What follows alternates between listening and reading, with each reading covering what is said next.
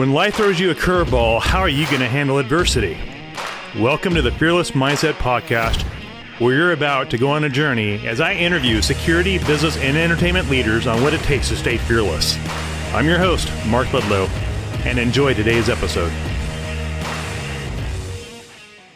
Hello, everybody. This is Mark Ledlow with the Fearless Mindset Podcast, and I want to introduce you all to Patrick Kane, a good friend of mine, former military veteran himself, and the head of Atlas Security over there in Southern California, where it's nice and sunny, and working on his. He always looks tan when I look at Patrick. Always got that surfer tan. Did you go surfing this today at the beach?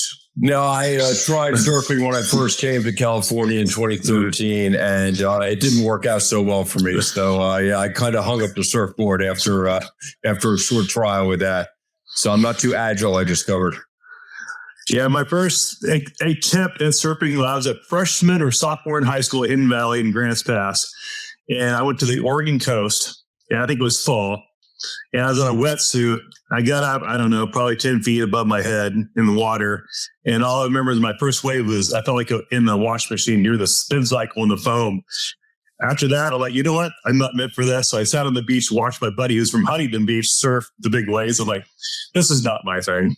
Yeah, I think especially coming to it after a certain age, maybe it's a bit tough and everything. But no, I mean, it is awesome. I'm only about a half hour from the ocean and stuff, whatever, which is quite nice. So, yeah. And you're very active. You've been active all over the place. For the folks who don't know you, Pat, it's like you're heavily involved with OSAC. How heavily involved with that is you're always serving the industry. You're doing a lot of stuff on your own time just to give back. And you don't see too many people in your role that are doing that out there. So I want to commend you for do as much as you give back to the industry. Oh, excellent. Thank you. Yeah. Well, I found I get a lot of value from it too. And in part because I've been with the same organization, it really helps me kind of open up my eyes and my perspective to what other people are doing, right? Because I've been at the same company basically 23 years. And if I didn't have some of that interaction, I think I'd be very kind of narrowly focused. But because I am out there, I'm involved with a lot of stuff, CPLC, ASIS in a couple of separate roles, and OSAC. It helps me kind of have a broader understanding of what's going on, I think, in our industry. Yeah, I'd say so. It just widens your perspective on, like you said, you're glad you're not in the manpower business. You work at a different level, obviously, and you serve in different regions around the world with your company too. So it gives you a different perspective on how to work in the intelligence world and security world. So we got a lot going on right now. We're like, what is this? Halloween Day, October 31st today. And man, I would never guess we'd be experiencing what we're experiencing here in the globe, the States. And it's just been kind of a chaotic time. And everybody listening to the podcast, I'm sure you know what I'm referring to without naming names. But it's just been a lot of chaos, a lot of dysfunction. And I'm hearing people talk, the military industrial complex is working on a certain region of the country, of the world right now, because they want to make some money. And there's so much of that going on. And I'd like to hear your opinion on what you see from Atlas and what are your thoughts on, how do EP programs survive in these crazy times that we're in? I mean, how did that get themselves killed? And there's two different wars going on there right now. Yeah, I think it is interesting times. I think kind of almost always it's interesting times to a certain degree, but it's getting a lot of exposure now. One thing I want to caveat before I go any further too, for my intro, I'm not the head of security at Atlas. I'm a cog in the machine. So I just want to be sure I'm clear on that.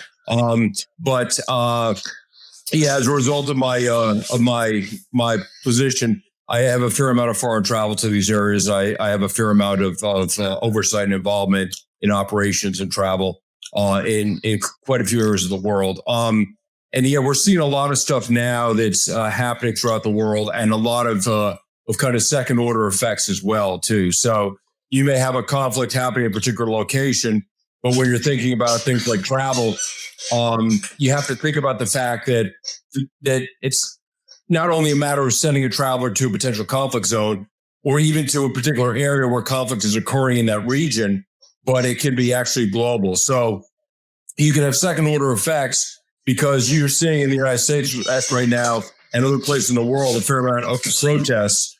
So you can be traveling to a part of the world where let's say there's a conflict in the Middle East, but you have travelers who are going to Southeast Asia. You may have populations in Southeast Asia that have sympathies with parties that are involved in that conflict, right? So even though your travelers are going somewhere that seems like it's quite off the beaten track or not impacted, it can be a secondary impact because of potential protests, civil unrest, and so forth. And that's a lot to mitigate too. Do you guys rely on a lot of intel before you do your trips and all that? Is that kind of how you guys decide on different things? Is based on intelligence? Is that I think intel really is the starting point for almost everything, right? I mean, intel is the thing that really informs your decision making. Intel is the thing that really helps you better know how to kind of mitigate potential risk and also what your options are for response if you have a crisis situation. So I think, from the intel standpoint, we're very fortunate as an industry. There's a variety of things out there for all of us, right? So we have a lot of things which are public source, open source. Some are better than others. We have things that are coming out of agencies, like, for example, OSAC, which is an outstanding public-private partnership in the United States here between the Department of State and the private sector for information sharing. So there's information available there. There's information from a separate friendly foreign governments, which are providing information. And then you have a whole host of private sector providers who, for a fee, will providing information on what's happening in certain areas. And then finally, ideally, you have an extensive network, right, of people with contacts that you can talk to in certain places, or who can go connect to people in certain places, who can give you a little bit more of a perspective of what's going on the ground. And I think whenever you do anything involving intelligence, you want to look at multi-sources like that, and you want to apply a certain amount of critical thinking. You don't want to ever have it be a situation where you're just accepting things at face value, right? Even from sources on the ground, because the source on the ground will very often have information you may not be able to find somewhere else, but they may be seeing things through a perspective or a lens that's not the same as ours. So a person who's a local national in that place, or somebody who's a longtime expat, they may be accustomed to certain things, or they may view things with a perspective that's not the same as somebody on the outside, somebody who has to be responsible for a corporate traveler or somebody else who'll be in that environment. So being able to kind of take all that information and synthesize it to come up with an accurate picture is pretty important. And then from the intel, you can get an idea of what type of resources you're going to need. And a lot of times that's going to hinge around transportation, being able to go move your person. And it could be an executive, an EP type situation, or it could be a traveler, an employer, contractor, consultant elsewhere in the organization who's traveling to an area that's higher risk, thinking about how you're going to move that person between A and B in a safe way. And again, the intel is feeding that in, because if you look at some concerns like civil unrest, that may not be targeted at your person. But if your person ends up in that environment where they could be potentially harmed, where they're collaterally at risk or incidentally at risk, then understanding those types of things, being able to navigate that environment is critically important. Wow. So your world must change rapidly, really fast. Your desk, when you're assigned, when you see all these regions start popping up, and it's like, okay, because at Atlas, you guys ship stuff, cargo, all that type of stuff, kind of like, I guess, FedEx kind of thing. It's kind of not as big as FedEx, but kind of the same business model, I'm guessing. Yeah, not exactly like FedEx, but we do cargo. We also do public and private charter passenger, and we have a variety of different things that we're involved in as far as it goes. And of course, it's a team effort with all these things, right? It's not one person. It's being able to combine a variety of knowledge, both within our security function and elsewhere across our organization, to be able to collaborate on these things. And thankfully, I'm fortunate, most of my colleagues are fortunate, that we have a fair amount of time in the organization, so that we know who to call for certain things. We kind of understand the flow of things and so forth. And we've had, unfortunately or fortunately, we've kind of navigated a variety of different issues over the years. So we have a kind of methodology in place for handling that. And I think that's probably true and most organizations to some degree, that even for all the things we're seeing now in the news and in the media with some of the current issues that are happening in the world, the reality is that the conflict and crisis are almost a constant in the world in some place. And, historically, in the past, I've navigated issues in Central Asia, issues in Sub-Saharan Africa, had no exposure at all really on cable news in the United States. I mean, it wasn't something we saw here. We're hit with 24/7 as we are in the current situation. But at the same time, those issues still exist. Just because you can't see them every night on TV, it's still out there. It's still a concern. And a lot of that is going to shape how you deal with your individual staff members and travelers and so forth. Because when you have a situation like we're in right now, where there's a lot of news that's out there, some is accurate, some is not, but it's almost a constant stream, right? Then you're going to have individuals who are going to be hypersensitive. They're going to be extremely cognizant of it, because every time they go home and turn on the TV or open up their internet browser, it's staring them in the face. And they may be concerned about things that really are not a concern for them in their particular situation or travelers on their particular trip. But there's a heightened awareness because it's so in their face. Now, the flip side is that some of these things that happen more in the shadows or not as covered in our kind of media within the United States and inside of the Western world, you may have travelers and staff who are ignorant of it, who have no idea that things are happening in areas in Sub-Saharan Africa, for example. But if they have to travel there for a trip, it's important to educate them and help them understand that. So I think there's an education piece, and there's a piece of kind of setting the proper boundaries and setting the proper expectations of things that may run contrary to things that they're seeing in open source. Wow. That was a lot. That was a master class in protection and logistics. I'm not too sure about that. Yeah. But you're a former military, right? Yeah, I was a Marine Corps infantry officer before I entered the private sector. And then after the Marine Corps, I worked for a security company in New York City for about 5-6 years before I got hired at Atlas. What was the transition for those folks listening, maybe military, thinking about getting out and going in the private sector? What would your advice be to those folks, or even law enforcement? What's the best track you could advise them taking to have success in the private sector? I think what I would say, and it's changed a lot since I got out of the Marine Corps. It's a separate environment now. And of course, our industry now has exploded, right, since 2001. So it's a lot different environment than what I experienced personally. I think what I would tell people is that the sooner that you can start looking at things, the easier it will be for you. I have a colleague of mine, he's Army reservist, who's been actually activated a lot. And he when he was still active duty with the Army, he started very early on really interfacing with people in the private sector. So he would OSAC as an example, and he was kind of in a position, he was in an intel role. He was in a position where he could be at OSAC events and things like that. I mean, he kind of had an argument for it, but he was there in an official capacity, but at the same time, establishing contacts in the private sector and things like that. And I think whenever you have that opportunity, if you're in the public sector, it could be military, it could be a variety of different things. The earlier that you can start to deal with people in the private sector to kind of learn what the expectations are, how things are potentially different, and maybe become somebody that they know who you are, that they have a degree of comfort with you, it's going to ease that overall transition. I didn't have that experience. I had, I wouldn't say a hard transition, but it took me time to get acclimated to the civilian world after I got out of the Marine Corps. It was not an instantaneous experience for me.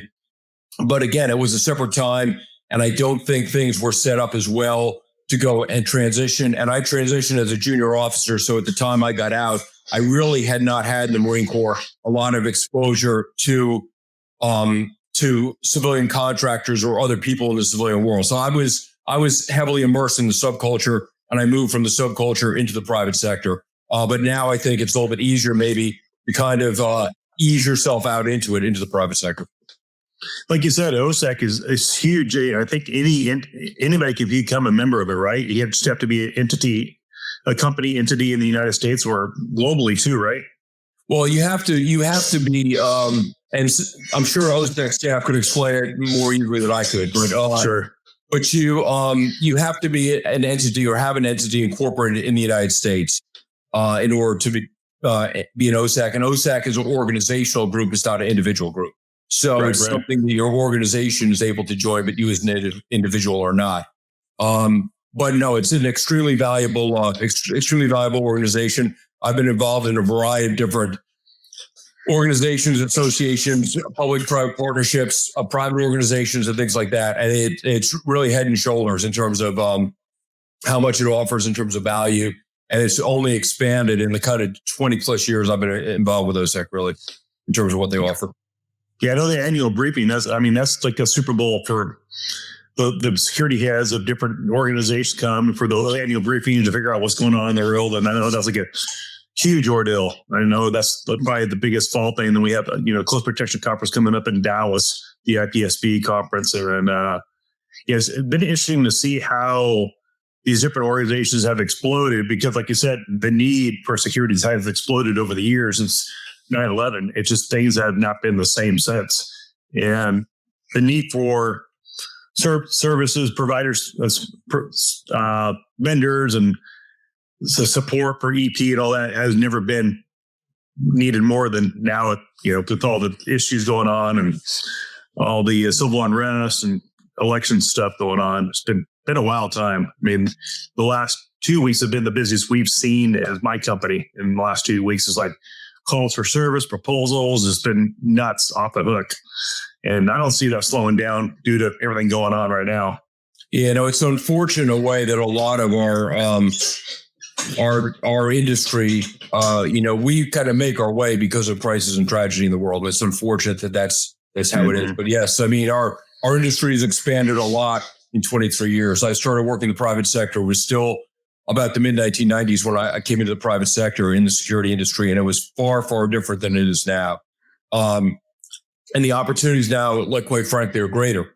There's a lot more. There's a greater acknowledgement of I think the importance of it within organizations. I think historically, or at least when I first entered the private sector, you saw a lot of retirees, of people who were on second careers and things like that, and that's fine. But there was not as much of a feeder system or a way of really entering it. And now you're seeing a much more diverse type of population within the security and intelligence industry, both internally within organizations and on the provider side.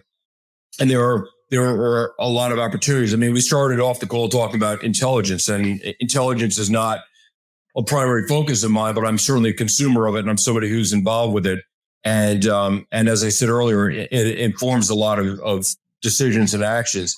And I think that as a field or kind of a subfield within the security realm, I don't know if they would appreciate being called a subfield, but as a part of the security function, I think it's expanded greatly. And I think that's a very positive sign, because we're not just, installing cameras or whatever, installing, like security systems, providing guards and things of that nature, but there's a little bit more thought behind who the potential bad actors are, what potential exposures exist within the organizations, and so forth. Here's something that came to mind is what do you see where we need to do better at? Like, for, let's say, a lot of people, folks listen to this podcast from the executive protection industry. What could we do as an industry to do better as small business owners to deliver a better product? What would your opinion and advice be to those folks that might be listening? Well, I think for the EP industry, I think there's a couple different things. And a lot of the protective experience I have has been more internationally focused. So I kind of caveat any comments I have in that regard, or I frame them in that regard anyway. But a few things that are potential pitfalls, I think a lot of it, particularly when you look internationally, is subcontracting.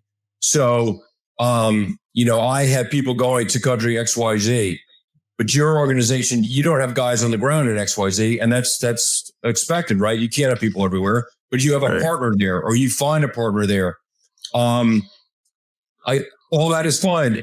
again, allowing for the fact that you've done the proper checks on that partner to make sure they'll provide a service that's at least what I would expect in that environment as the end user or the consumer. And I think sometimes that's one of the areas that ends up kind of lacking. Either you get into a situation where there are multiple layers. So I call Mark calls his friend in the UK, who calls a contact in Dubai, who calls the guy in the target country. Now there are 3 or 4 separate people, that I as a consumer have to pay for all those people, right? For them to go make a phone call. And there's a greater gap between the person I'm talking to here in the US and the person carrying out the actual job on the ground in country XYZ. So I think it's important for providers of EP to kind of know what their capabilities are to provide honest appraisal of them. And if they want to strengthen them in some of these areas, to be prepared to invest a little bit in the quality assurance and ensuring that the provider is carrying out things in a manner that's acceptable for the client. And the other part of that too is making sure the expectations are correct. I've been all over the world. I know that the quality of service is not the same everywhere, and that there's some places where you can't get the services that you would desire maybe at that level, right? But understanding that up front, understanding I can provide a driver. The driver's had a certain amount of training, but they haven't had, other training, right? They haven't had medical. They haven't had this. They haven't had that. Because if I understand these things at the beginning, I can start to try to compensate for that and see how I can kind of mitigate that. Okay, your driver or your protection team, they don't have medical training. Do they know where the hospitals are on the routes? Do they know the hospitals which are acceptable and provide acceptable care?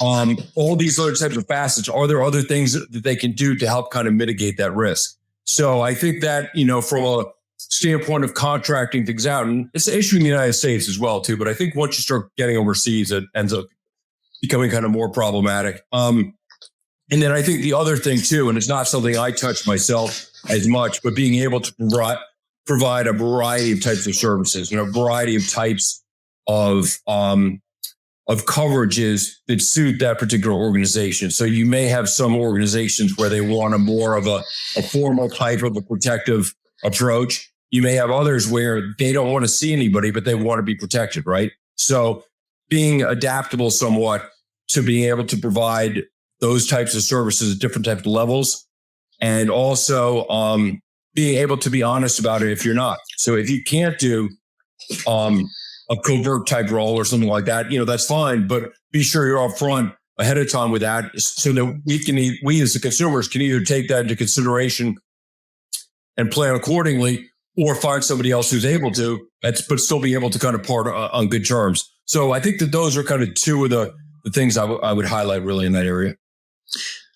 Yeah, Patrick, you brought up some interesting things that, I deal with. I know you deal internationally. I deal domestically.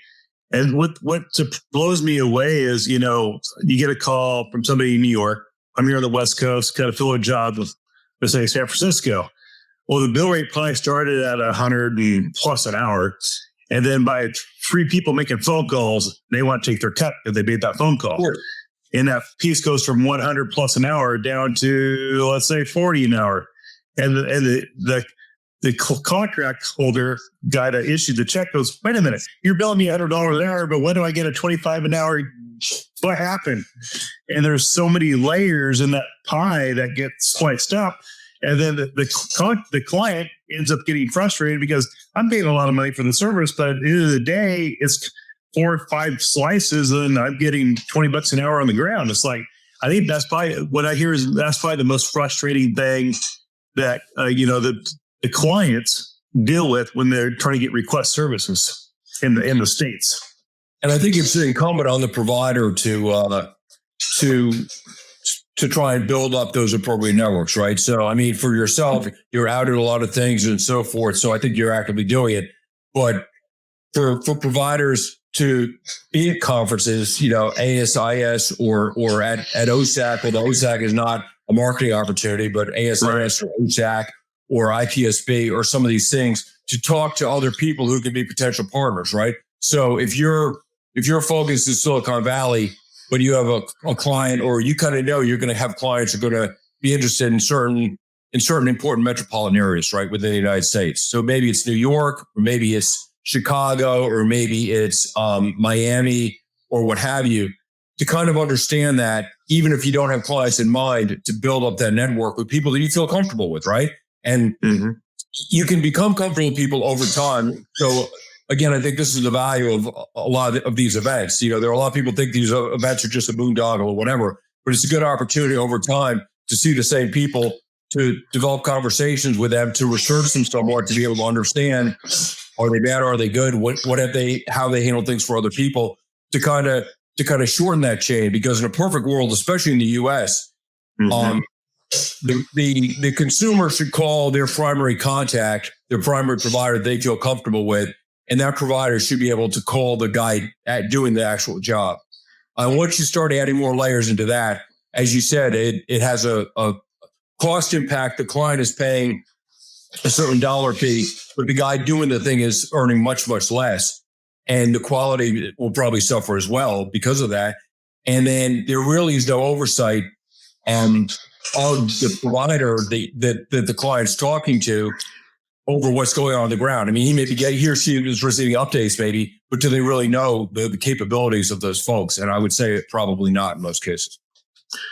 One thing I've learned from running a business on the executive protection side, the turnaround of time by time when you meet that potential client, and by the time they give you business, it's all about earning the trust of that partner, that the buyer of your services. It's not about you can't. It's a business industry that you can't do a quick sell turnaround. And if you're looking for a transaction, you're in the wrong business. You got to earn their trust. And I think that's where a lot of folks get in this business. They see the money, they find out XYZ company made all this money, and they go, oh my God, there's so much money in this business. But it truly is about earning the respect of your industry peers, that you can actually pull the jobs off and run a legitimate business with licensing and everything else, and have all your agents vetted. And that's what I've seen a lot of younger guys get in the business, and I see the greed, and they, do a disservice to the industry by muddying it up a little bit. And if you built that trust factor with your partners and do an excellent job, you build a name brand for yourself, but played, with time on your side and earn the trust of those individuals that could be your, clients, contract holders, whatever. It goes a long ways. I just see the young people making that mistake, and they blasting everything on social media and stuff. And I know you're not really in that world, Patrick. So just I guess maybe I'm venting a little bit right now. But that's why we have conferences. I think you hit on a couple of valid things. So I don't think anybody want to think that what you're doing is easy, right? Or that there's or that you're going to be showered with buckets or whatever of money, because there's a lot of overhead involved in that. And there's a lot of time and effort involved in setting up things. So, and I think, again, speaking from the standpoint of the consumer or the client or the customer, if you're an educated consumer, you understand that there's got to be some oversight. There's some expense or some cost involved with oversight, right? So it's not coming out of my pocket, the consumer, into the pocket of the agent carrying out the actual detail. But at the same time, you're in business to earn money, right? I mean, you need to make a certain profit. There's a certain amount of overhead involved, and you need to pay people a fair wage to get the quality of people that you're interested in getting. So I don't think anybody who's educated thinks it's a gold mine, right? And I think to what you're saying is true. I think you build relationships over time. I think it's something that you're, in most cases, you're not going to get a client overnight, right? It's going to be something that you're going to have to establish yourself and show that you're capable of kind of doing things, and show some kind of track record, things like that, to the point that you have a client, a potential client who's comfortable with you. Now, my only caveat to that, and I'm sure you've seen this, is that you have situations where there's a crisis, people's hair are on fire, and they need somebody tomorrow. I mean, you've had that happen as well, too. And that can be problematic, because your people sourcing individuals where they really it's even worse than what we described before, right? They're forcing people, they have no idea who these people are, right? I have to get somebody on post ASAP.